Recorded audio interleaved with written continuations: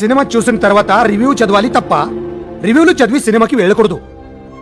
కథ మొత్తం తెలుసుకుని నువ్వేంట్రా సినిమా ఎంజాయ్ చేసేది? Hi guys, welcome to our channel. The greatest of all time movie చూసి రావడం జరిగింది.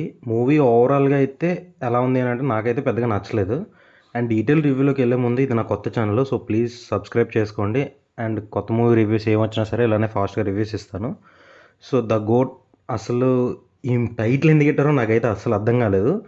ఫస్ట్ ఆఫ్ 2008లో స్టార్ట్ అవుతుంది, కొంచెం స్లోగా స్టార్ట్ అయ్యి అక్కడి నుంచి 2024కి నరుక్కొని వస్తాడు మన వెంకట్ ప్రభు.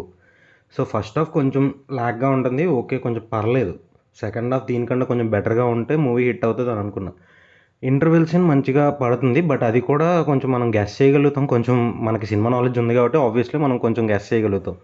సో ఇంటర్వెల్ సీన్ బాగానే ఉంటుంది. సో సెకండ్ హాఫ్ దీనికి మించి ఉంటే ఓకే హిట్ అవుతుంది అని అనుకున్నా, బట్ సెకండ్ హాఫ్ అన్ఎక్స్పెక్టెడ్లీ చాలా ల్యాగ్ చేస్తాడు. రెగ్యులర్ మూవీస్ ఎలా ఉంటాయో అలానే రెగ్యులర్గా తీసుకొని వెళ్ళిపోయాడు జస్ట్. సో ఎందుకు ఏంటి అని దానికి పెద్ద ఏమి లాజిక్స్ కూడా అవసరం లేదు, జస్ట్ నార్మల్గా తీసుకొని వెళ్ళిపోయాడు సెకండ్ హాఫ్ అంతా. సో క్లైమాక్స్ కొంచెం బాగానే ఉంటుంది ఇంట్రెస్ట్గానే. సో అంతే, మూవీ అయితే పెద్దగా మాట్లాడుకోవడం ఏం లేదు. So coming to performances, Vijay, Gandhi and Sanjay బాగా పర్ఫామ్ చేశారు.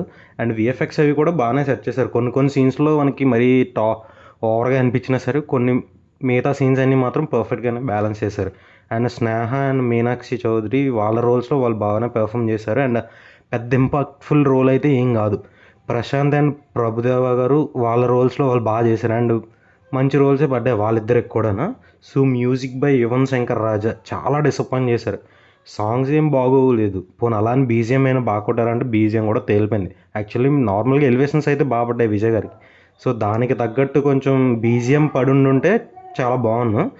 So coming to writer director Venkat Prabhu garu, actually అతను స్క్రీన్ ప్లే అంటే నాకు చాలా ఇష్టం, చాలా బాగుంటుంది.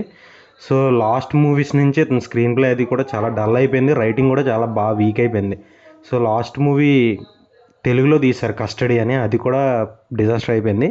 అండ్ ఇది కూడా ఆల్మోస్ట్ డిజాస్టర్ అనగానే వన్ టైం వాచబుల్ ఏందో అంతే, జస్ట్ ఏదో విజయ్ మూవీ కాబట్టి సో పెద్ద హీరో అన్న ఒక ట్యాగ్ లైన్తో మూవీ వెళ్ళిపోద్ది. సో తమిళ్లో అయితే, తెలుగులో అయితే నాకు తెలిసి ఈ మూవీ తేలిపోద్ది.